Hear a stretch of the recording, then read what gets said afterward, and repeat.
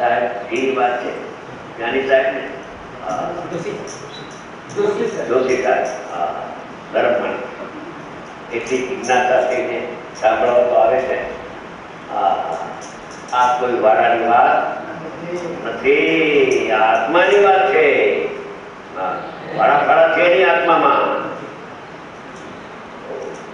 કે છે કે જ્ઞાનકાર અવસ્થામાં નાયક પણ જણાવ્યું, જાણનાર પણ જણાવ્યું. તે હવે આગળ તે આટલો વિસ્તાર થયા પછી તે સ્વરૂપ પ્રકાશનની અવસ્થામાં પણ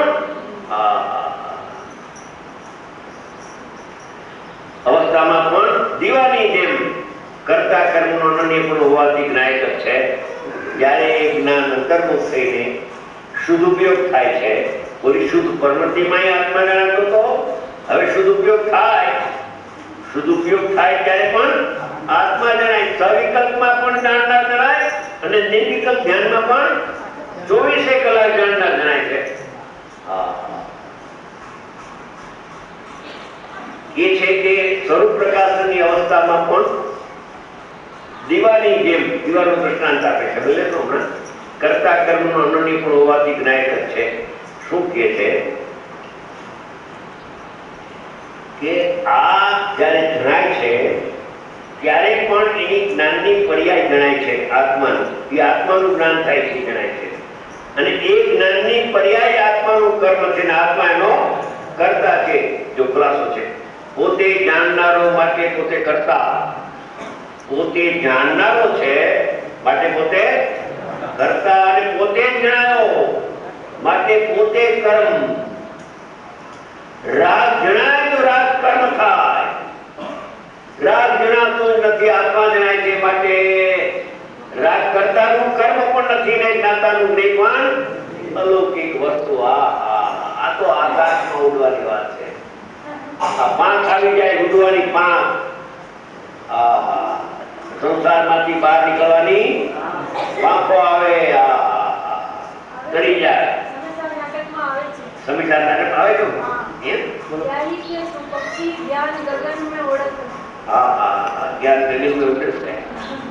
એવી વાત છે. સમય છે કે જે પ્રભુ એ વખત સાંભળ, આત્મા જાણનાર છે માટે આત્માને કરતા કહ્યું અને આત્મા જ જણાય છે માટે આત્મા જ કર્મ છે. આત્મા કરતા અને રાગ એવું કર્મ એમ નથી. આત્મા જ્ઞાતા અને રાગ નહીં એમ પણ નથી. જાણનારો માટે પોતે કરતા અને પોતે જ જણાયો માટે પોતે જ કર્મ છે. ભેદ અપેક્ષાએ જ્ઞાનની પર્યાયને કર્મ કહેવાય. ભેદ અપેક્ષાએ, અભેદ અપેક્ષાએ તો પરિણામી દ્રવ્ય કરતા અને પરિણામી દ્રવ્ય કર્મ છે. અપરિણામી કરતા નથી, અપરિણામી તો અકર્તા છે. વાત છે ઘી લોઢા કાપે. અપરિણામી આત્મા છે એ તો અકર્તા છે, પણ અપરિણામીને નાયકને લક્ષમાં લીધો ત્યાં એ આત્માને જાણવા રૂપે પરમે છે માટે પરિણામી આત્મા કરતા અને પરિણામી આત્મા કર્મ છે. જાણનારો માટે પોતે કરતા અને જણાયો શું કે પોતાનો આત્મા જણાયો. કે રાગ જણાય છે કે ના, રાગ જણાતો નથી. અભેદમાં ભેદ દેખાતો નથી. એ તો જાણનારે પોતે ને જણાય પણ પોતે, જ્ઞાતા એ પોતે, જ્ઞાન પણ પોતે, નિર્ણય પણ પોતે. બેલીએ છે બસો એ પોતે કળશમાં ઘણું છે અહીંયા. એ વાત છે.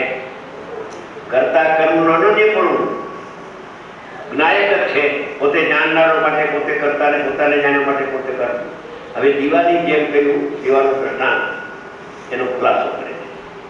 જેમ દીપક ઘટપટ આદિને પ્રકાશિત કરવાની અવસ્થામાં જ્યારે દીપકનો પ્રકાશ ઘડાને પ્રસિદ્ધ કરે છે તે સમયે દીપક જ છે. ઘડાને પ્રસિદ્ધ કરે તોય દીપક, અને પોતાને પ્રસિદ્ધ કરે તો પણ દીપક જ છે. દીપકમાં કાંઈ ફેર પડતો નથી. કંઈક પ્રકાશ વધતો છે કે નહીં? સ્વ પદાર્થ હોય અને પ્રકાશ સ્વ પદાર્થને પ્રસિદ્ધ કરે અને પછી નવાનો પદાર્થ લઈ લો ને એક પદાર્થથી, તો જ્યારે સ્વ પદાર્થને પ્રકાશ પ્રસિદ્ધ કરતો હતો ત્યારે પ્રકાશ વધારે અને પછી એક રહ્યો તો પ્રકાશ ઓછો. એમ છે?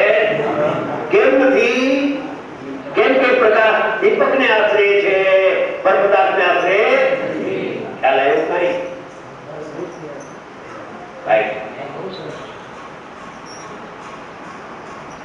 એમાં દીપક જેમ છે એ વધઘટ નથી. કોઈ ગમે એટલા પદાર્થ, 1,00,000 પદાર્થ હોય દીપકની સામે, તોય વધઘટ વગરનો પ્રકાશ એવો લેવો અને 1,00,000 પદાર્થ લઈ લો તો પણ, કેમ કે પ્રકાશ સ્વાશ્રિત છે, પર પદાર્થ આશ્રિત. એમ જ્ઞાન આત્માશ્રિત છે, દ્રવ્યાશ્રિત નથી. કે જ્ઞાનમાં કઈ વધઘટ થાય? કે જ્ઞાનમાં કઈ વધઘટ થતી નથી. કેમ કે જ્ઞાન જ્ઞેયાશ્રિત નથી. જાજા જ્ઞેયો હોય તો જ્ઞાન વધી ગયું અને થોડા જ્ઞેયને જાણે તો જ્ઞાન ઘટી ગયું, એમ હોય. કેમ કે જ્ઞાન જ્ઞેયાશ્રિત નથી માટે વધઘટ થતું નથી.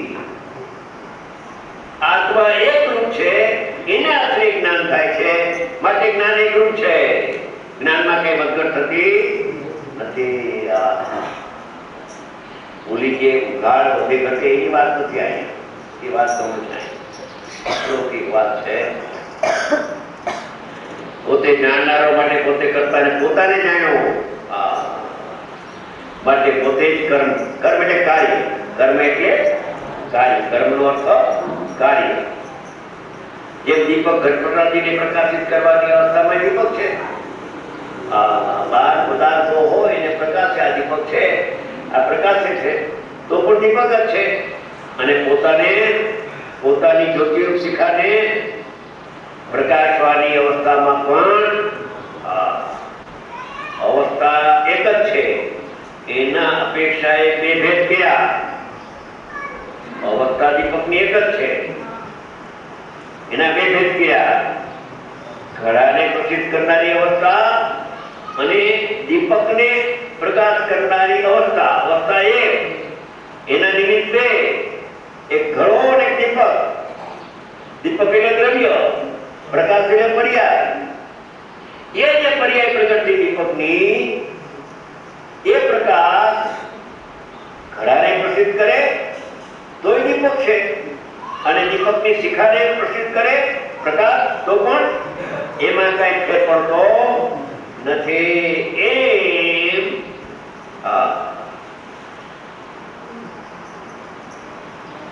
એમાં અન્ય કઈ નથી. એમાં આત્મામાં પર પદાર્થ જણાય કે આત્મા જણાય તો એ તો જાણનાર જણાય છે. જાણનારો માટે પોતે કરતા, પોતે જણાવ્યો માટે પોતે કર્મ. નિર્વિકલ્પ ધ્યાનમાં હો કે સવિકલ્પ દશામાં હો, બે અવસ્થા લઈ લીધી. આમાં બે અવસ્થા લઈ લીધી. હું તો કેવું છે, સવિકલ્પ દશામાં પણ જ્ઞાનીનું જ્ઞાન પોતાના આત્માને જાણતું જ પ્રગટ થાય છે. એ સ્વાધીન છે, એમાં પર હોય તો જ્ઞાન થાય છે, એમ છે નહીં. આ પ્રકાશ છે, પ્રકાશ કઈ આ પદાર્થને આધીન છે? એ તો દીપકને આશ્રિત છે. પ્રકાશ પદાર્થ ક્રિયા હો કે પદાર્થ ન હોય, એમાં જ્ઞાનમાં પર જ્ઞેય જણાવો કે ન જણાવો, એ તો જ્ઞાન તો આત્માશ્રિત પ્રગટ થાય છે. માટે આત્માનું જ્ઞાન છે, જ્ઞેયનું જ્ઞાન નથી. કહેવાય કે આ જ્ઞેયને જાણ્યું જ્ઞાને પણ કથન માત્ર છે. ખરેખર પર જ્ઞેયને જ્ઞાન જાણતું ભેદ અપેક્ષા એ જ્ઞાનની પર્યાય. જ્ઞાનની પર્યાયમાં જણાય છે, અભેદ અપેક્ષા એ જ્ઞાન જ જણાય છે. કેમ કે કર્તા કર્મનું અનન્યપણું છે. કર્તા આત્મા અને કર્મ પણ આત્મા. જાણનારો આત્મા અને જણાયો પણ જાણનારો આત્મા. અને જણાય એમ છે નહીં. જાણનારાને અહીં રાખો અને જે જણાય છે એને દૂર રાખો. એ જ્ઞાન નથી, એ અજ્ઞાન થઈ ગયું. શું કહ્યું? જાણનારો બોલે અહીં ગયો, આ જાણનારો છું. પણ જણાય છે આ મને કહે છે કે જ્ઞાન અને જ્ઞેય એને જુદા પડ્યા, એને અજ્ઞાન કહેવામાં આવે છે. જાણનારો પોતે એને જણાય પણ પોતે, એનું નામ આત્માનો અનુભવ સમ્યક જ્ઞાન કહેવામાં આવે છે. અલૌકિક વાત છે. પ્રકાશની અવસ્થામાં પણ જે અન્ય કઈ નથી તેમ જ્ઞાયકનું સમજવું. જેમ દીવાના દૃષ્ટાંતે ઘટપટને પ્રકાશ કરે તો દીપક, અને એ દીપકની શિખાને પ્રકાશ કરે તો પણ એમાં કઈ ફેર પડતો નથી. એમ આત્માનું જ્ઞાન પ્રગટ થઈ ગયા પછી જ્ઞેયો જણાય તે વખતે જાણનાર જણાય છે, અને જ્ઞેયો ન જણાય અંતર્મુખ થાય તો પણ જ્ઞાયક જણાય. હર સમયે ખાતા પીતા હાલતા ચાલતા ઉઠતા બેસતા એ તો જાણનાર જણાય છે, બીજું કઈ જણાતું નથી. એવી અંતર્મુખી એક જ્ઞાનની અવસ્થા જ્ઞાનીને પ્રગટ થાય છે. એ પોતે જો જ્ઞાની થાય તો જ ખબર પડે, અથવા કોઈ લાયકી હોય તો અનુમાનથી પણ ખ્યાલમાં આવે છે. જેમ નાયકનું સમજવું.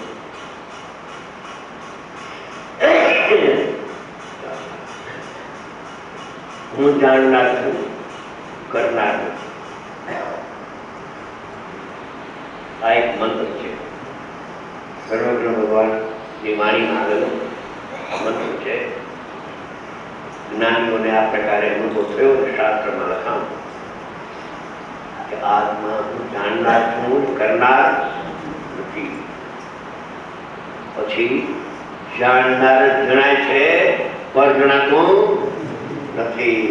બસ આ એક ફક્ત 2 મંત્ર છે, અને કોર્સ 6 મહિના, એના 2 ભાગ, 55 મહિનાના 2 ભાગ પાડી દેવા.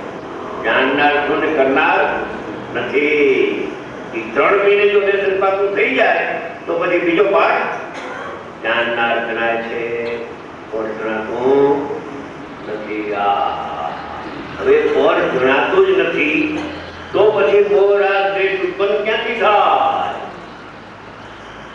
કોર્સ જણાય તો આ ઠીક ને અઠીક ઈષ્ટની કલ્પના થાય ને, પણ જ્ઞાનને જાણતા ઈષ્ટનિષ્ઠની કલ્પના થતી નથી. મોરા દ્વેષનો અભાવથી વિતરાગતા પ્રગટ થઈ અને અલ્પકાળમાં પર્યંત પછી પ્રાપ્તિ થઈ છે, પરમાત્મા થાય છે.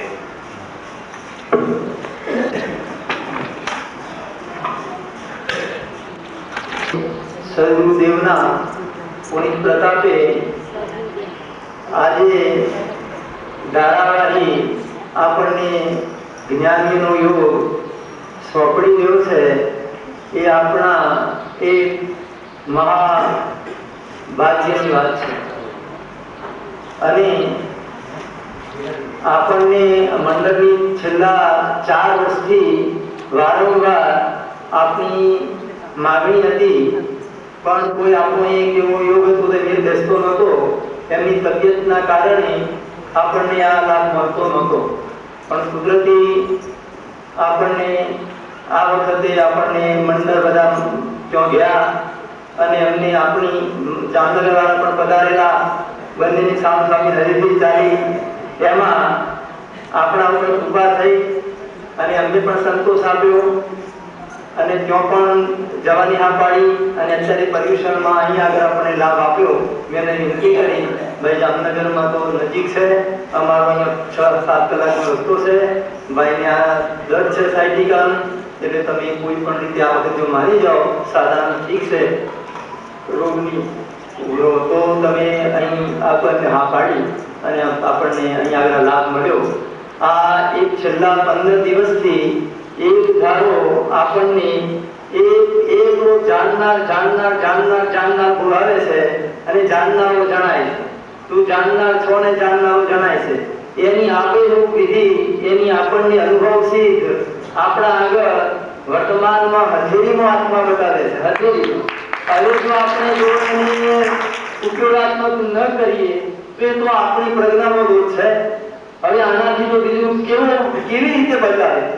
આવું સરળ સુગમ ભાષા, સરળ ભાષા, કોઈ શાસ્ત્રીય શબ્દો કમ અને સીધી ભાષામાં આપણને બતાવે તો પણ જો આપણે ઉપયોગાત્મક ન કરીએ એ પણ જ્ઞાનીની વાણી વાણી રહેતી નથી.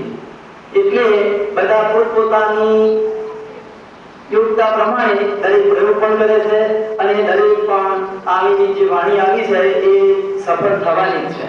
પંચમહાના અંત સુધી આ વાણી ટકવાની છે અને એના આશ્રય નિમિત્તે ઘણા મુમુક્ષુ મોક્ષને પામવાના છે. સોગામીજીએ કહ્યું છે કે આ વર્તમાનમાં જે મુમુક્ષુ આ સભા સમૂહની સભા એમાંથી બધા મુમુક્ષુ ગુરુદેવની સાથે મોક્ષ પધારવાના છે. એટલે જ્ઞાનીની વચન સિદ્ધિઓ એ કઈ અતિશયોક્તિ બીજાને બતાવવા રૂઢ બતાવવા પોષણ લગાવવા કઈ એવા કથન કહેતા નથી.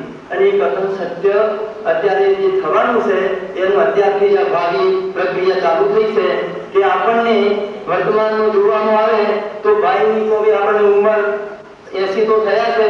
આપણે તો આવી ઉજે કે 100 સવા 100 વર્ષ થાય અને આપણને આ સંકેતન આપતા રહે પણ એના પ્રક્રિયા પાછળ જેમ ગુરુદેવનો એ તો આયુ તો કોઈનો એ તો આયુષ્ય પૂરો થયે તો પ્રશ્ન જ નથી, સંયોગ છે. હવે એ આપણને ધારાવાહી મળે એના માટે બરાબર એવો સુયોગ બની ગયો કે પૂજ્ય સત્યાનંદ જેવા રતનને પણ આપણને સરખાવ્યા અને ખેંચી લાવ્યા. અહીં આગળ એવો યોગાનુયોગ બની ગયો ફિરોજાબાદમાં. અને દેહની મૈત્રી નો એક સવાલ કે ભાઈ તો વર્ષોથી કહેતા પણ